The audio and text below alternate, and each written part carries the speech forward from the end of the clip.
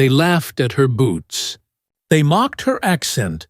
They whispered behind her back, "She'll never make it." In school hallways, she walked alone, carrying a notebook full of songs no one wanted to hear. They didn't understand her. They didn't want to, but the girl they ignored would one day stand on the world's biggest stages. The girl they called weird would become one of the most powerful voices of a generation. This is not just a story. This is the pain behind Taylor Swift's dream. Hello, my amazing friends. Welcome to Learn English with Stories 365. The place where your English grows through powerful real-life stories. If you're learning English, if you want to improve your vocabulary, listening skills, and confidence, you are in the right place. And today, you're going to hear a story that will stay in your heart forever. It's emotional, it's real, and it will help you believe in your own dream. Let's begin. Part 1. A Dreaming Girl in a Cold World. Taylor Allison Swift was born on December 13, 1989, in Reading, Pennsylvania. From the outside, her life looked calm. She lived on a Christmas tree farm surrounded by nature animals and peaceful green fields. But even in this quiet world, Taylor felt like she didn't belong. While other kids played sports or watched cartoons, Taylor was in her room writing poems, dreaming about music, and listening to country stars like Shania Twain and Faith Hill. She was different, and the world noticed. At just 9 years old, Taylor started singing in school shows, karaoke contests, and even small-town events.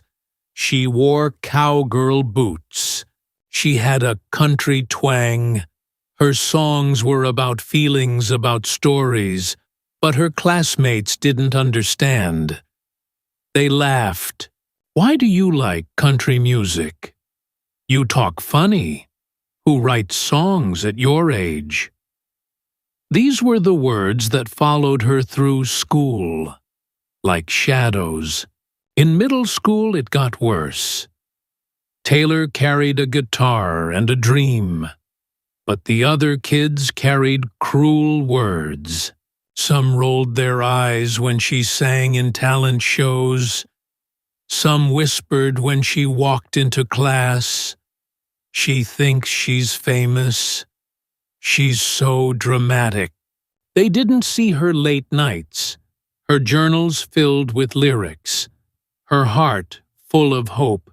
They only saw someone different, and different to them was wrong. One day, Taylor brought a burned CD of her own songs to school. She was proud, she wanted to share. But instead of support, she got silence. A girl laughed and said, "You really think someone will ever buy this?" Taylor smiled, but inside, she broke. She went home, closed her door, and wrote a new song. She didn't cry in front of them. She cried into her notebook. Her only true audience was her family. Her mom, Andrea, was her biggest cheerleader. She drove Taylor to singing lessons, waited during long practices, and told her, "Your voice matters. Don't ever stop." Taylor's dad, Scott, helped her believe she could take on the world. Still, the loneliness at school didn't go away. At night, Taylor stared at her bedroom ceiling and whispered, one day they'll hear me." Because even when she felt invisible, even when they tried to push her down, Taylor never stopped dreaming. She held her guitar a little tighter. She wrote another verse, and she promised herself, "I won't let them silence me." Part 2. Bullied for her voice. Middle school should be a time for friendship, laughter, and growing up slowly. But for Taylor Swift, it was a battlefield, not with fists, but with words. Words that cut deep, words that stayed. She wasn't hurt because she did something wrong. She was hurt because she dared to be different. Taylor didn't dress like the others. She didn't listen to pop music like they did. She didn't hang out at parties or try to fit in. She stayed home and wrote songs. She loved country music, something her classmates called old people music. When she talked about her dream of being a songwriter in Nashville, kids rolled their eyes. "Who do you think you are?" they asked. "You'll never make it. You're not special." Some of them laughed at her voice. Others teased her for carrying a guitar. Some even tore down her posters in the school hallway. There were days Taylor sat alone at lunch pretending not to hear the whispers. But she heard them, every word, every giggle, every cruel joke. It all went into her heart, and then into her songs. At night, she would lie in bed and think, maybe they're right. Maybe I'm not enough. But then, something inside her would rise. A voice quiet but steady would say, "Write about it. Don't run from it. Turn it into something beautiful." So she did. She turned every insult into a line. Every rejection became a chorus. Her notebook was her best friend. Her guitar was her comfort. While other kids passed notes in class, Taylor was writing lyrics. While others went to sleep, she stayed up late recording melodies into a tape recorder. She wasn't trying to be famous. She was trying to survive. Her mother saw the pain. One afternoon, Taylor came home from school with tears in her eyes. Andrea asked, "What happened?" Taylor whispered, "They hate me. They say I'm weird." Her mother didn't tell her to ignore it. She didn't say, "It doesn't matter." Instead, she said, "Then let's show the world how powerful weird can be." That one sentence changed everything. Her parents decided to help Taylor chase her dream for real. If she didn't belong in that school, maybe she would belong somewhere else, somewhere where music mattered, somewhere where dreams were not mocked. So they made a choice, a big one. They packed up and drove to Nashville, Tennessee, the heart of country music. But Nashville wasn't full of open arms and easy chances. Taylor knocked on every door. She handed demo CDs to record labels one by one. She played in small cafes, stood on empty stages, sang to strangers who barely clapped. Again and again, she heard the word no. One label said, "You're too young." Another said, "You're talented." But country music is a man's world. Some said her songs were too personal, too emotional, too honest. Too honest, yes. Because Taylor wrote the truth. She wrote what it felt like to be bullied, to feel invisible, to be the girl in the back of the classroom no one wanted to talk to. She wrote about pain, and that pain scared people. But she didn't stop.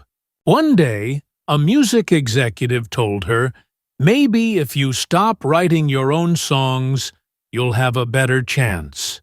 Taylor stared at him and said, "If I can't write my own songs, I don't want to do this." She walked out, That's who she was even then, a teenager with a broken heart and an unbreakable spirit. Meanwhile, back in Pennsylvania, the same classmates who laughed at her were watching from afar. They saw her singing at fairs. They saw clips online. Her name was starting to spread. And for the first time, they weren't laughing. They were listening. Taylor didn't hate them. She didn't seek revenge. Instead, she wrote something better than anger. She wrote truth. Years later, she would write a song called Mean, a powerful anthem to every bully, every doubter, every voice that said she wasn't enough. In the chorus, she sang, "Someday I'll be living in a big old city, and all you're ever gonna be is mean." That was her way of healing, not by shouting back, but by singing louder.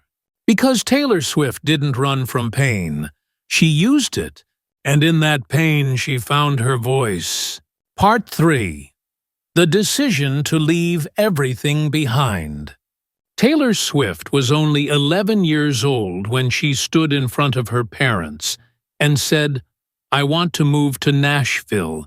Most kids her age were asking for new toys or sleepovers. But Taylor wasn't most kids. She didn't want a vacation. She didn't want a break. She wanted a chance.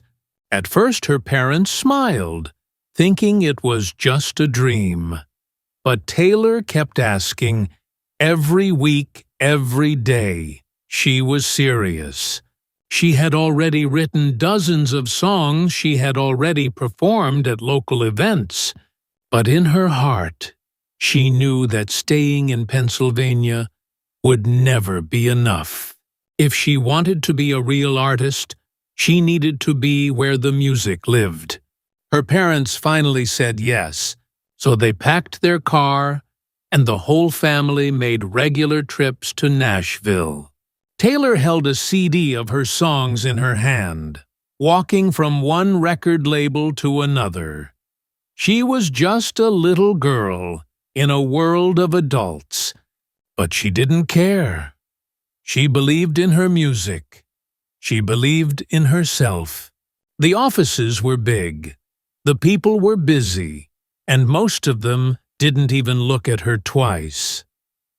"You're too young," they said. "Come back in a few years." Some smiled politely. Some didn't even smile. But Taylor kept showing up. She had a mission. Even the rejections didn't scare her. She went home and wrote more songs, stronger songs. Songs about being ignored. Songs about wanting to be heard. Back in Nashville, she began performing wherever she could. Festivals, local shows, cafes. One night she sang her own song in a tiny cafe. There were only a few people in the audience, but one of them was Scott Borchetta. He was starting a new record label, and when he heard Taylor, something clicked. She's young, he thought, but she's real. Soon after he offered Taylor her first big opportunity, she signed with his label, Big Machine Records. She was just 14 years old. But even then, the pressure didn't stop. Taylor had to prove herself again and again. People in the music industry didn't take teenage girls seriously. Some thought she was just another pretty face. But they didn't know about the years of pain behind her voice. They didn't know how hard she had worked, how many times she had been told no, or how many nights she stayed up crying but refused to quit. Taylor's debut single, Tim McGraw, hit the radio. Slowly, people began to notice. Her voice was soft, But her message was strong. She was different, and people were finally listening. And somewhere back in Pennsylvania, in the same school where kids once laughed at her, those same voices were now turning on the radio, hearing the girl they used to tease. The girl they said would never make it. The girl who packed a dream and left everything behind. And now she was just getting started. Part 4. Her first win and the fire behind it. Taylor Swift was only 14 when she signed her first record deal, but in her heart, she was still the same girl with a notebook full of feelings, a guitar full of songs and memories full of pain. Her first single, Tim McGraw, was a quiet song, soft, personal, about young love music and the power of memory. At first, many didn't pay attention, but slowly, something happened. People started listening. Teenagers who felt alone heard her and said, "That's me." Girls who had been left out, ignored, or laughed at finally had a voice that sounded like theirs. Taylor didn't sing like a superstar. She sang like a friend, and people connected with that. She released her debut album, and it was a hit.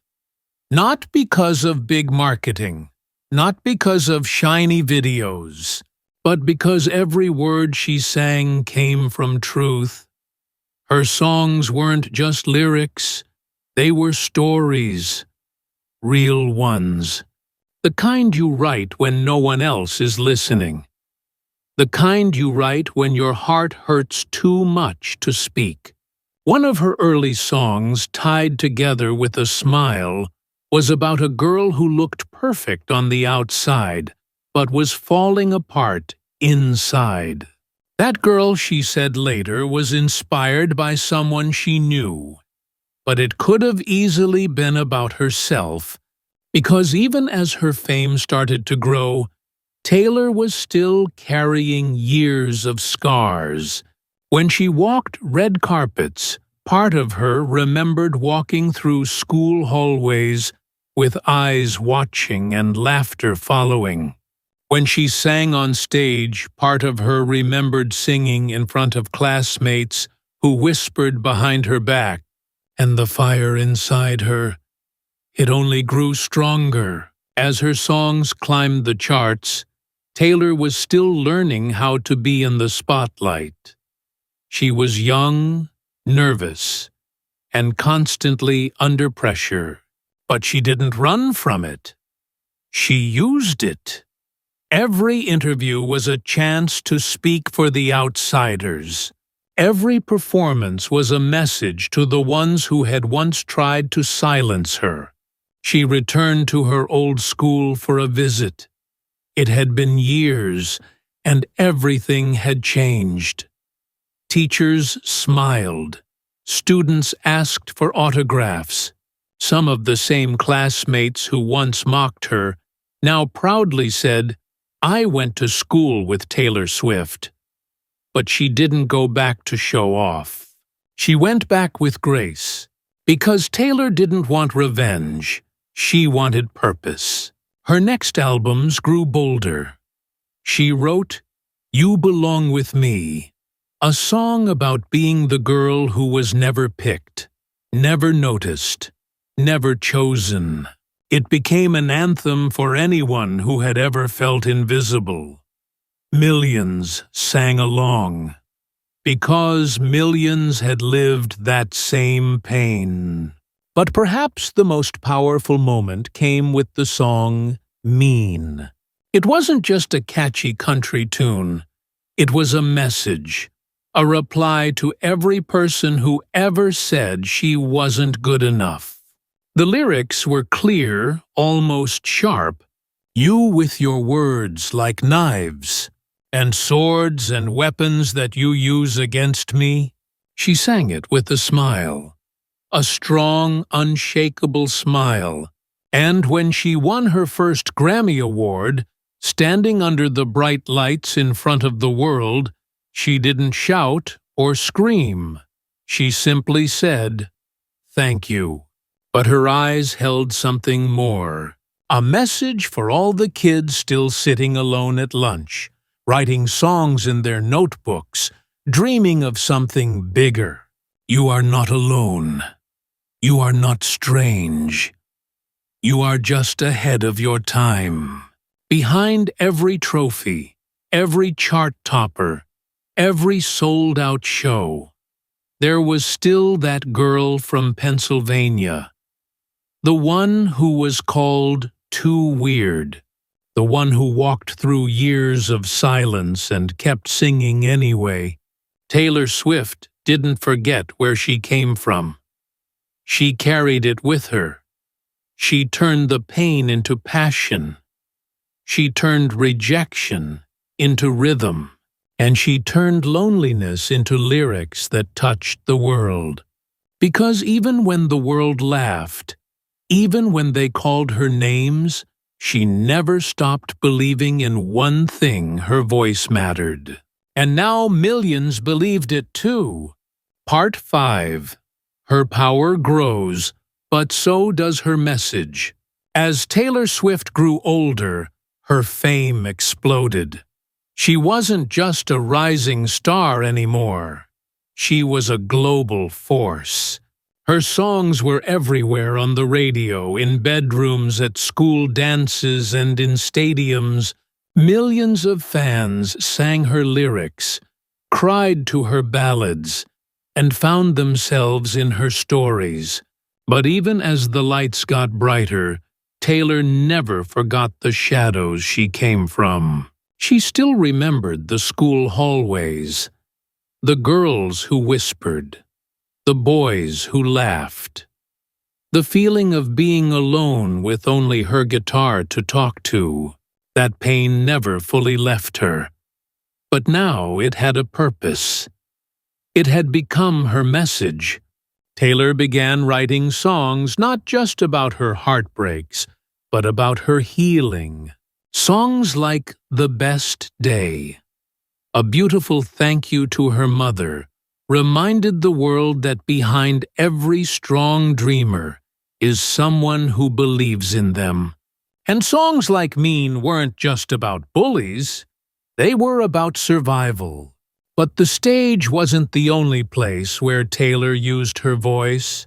In interviews, she talked openly about being left out, about crying after school, about writing songs instead of going to parties. She reminded her fans that success doesn't erase the past, it transforms it. She said, "I want to be the voice for the kid who's sitting alone at lunch." And for millions of fans around the world, that's exactly who she became. As she stepped into adulthood, Taylor also faced a different kind of bullying industry. Bullying. In 2019, Taylor's old music was sold without her permission. The rights to her master recordings were taken by people who didn't respect her voice. It was another moment where someone tried to silence her to take control of her story. But Taylor didn't cry in silence this time. She fought back. She wrote letters. She gave speeches. And then she made a decision. No one saw coming. She would re-record every album she had lost. Every lyric, every chord, every memory, all recreated on her terms. She called it Taylor's version. It wasn't just about music anymore. It was about power. It was about reclaiming what was hers. It was about standing up, not just for herself, but for every artist, every woman, every dreamer who had ever been told, "Sit down, be quiet." And once again, the world listened. Fans celebrated her bravery. Artists applauded her strength. And those who had once doubted her saw the truth. Taylor Swift was more than a singer. She was a storyteller, a fighter, a force. She had turned years of pain into art, years of rejection into resilience, years of silence into a voice that echoed across the globe. And through it all, she kept singing for the ones still in the dark. Because in every lonely fan, every kid with a dream, every heart that felt misunderstood, Taylor saw her younger self. And she wanted them to know, you are not too different. You are not too emotional. You are not too honest. You are exactly who you're meant to be.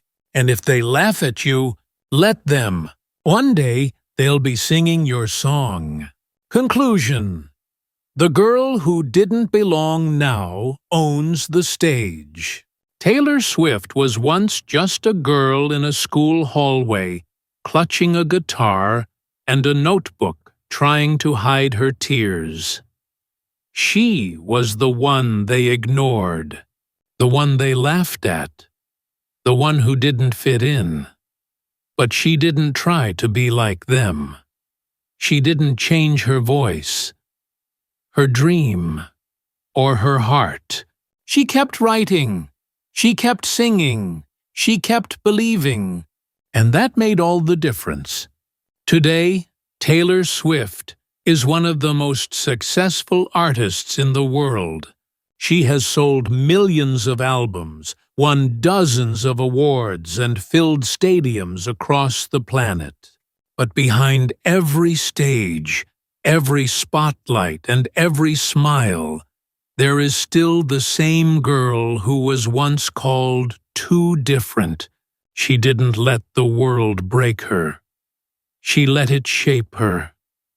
And then she rose. Her story is more than music. It's a lesson for anyone who's ever been bullied, silenced, rejected, or left out. A lesson for every dreamer who feels alone. And now, my amazing friends, it's your turn. If you've ever felt like you didn't belong, remember Taylor. If someone told you your dream was impossible, remember her story. And if you're learning English building confidence or starting something new, keep going. You are not too late. You are not too small. You are not alone. Repeat after me. I believe in my voice. I believe in my dream. Thank you for listening to this story on Learn English with Stories 365. This journey was not just about Taylor Swift.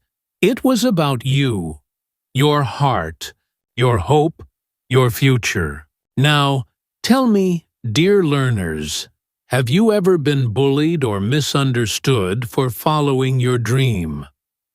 What did it teach you? Share your story in the comments. Let your voice be heard.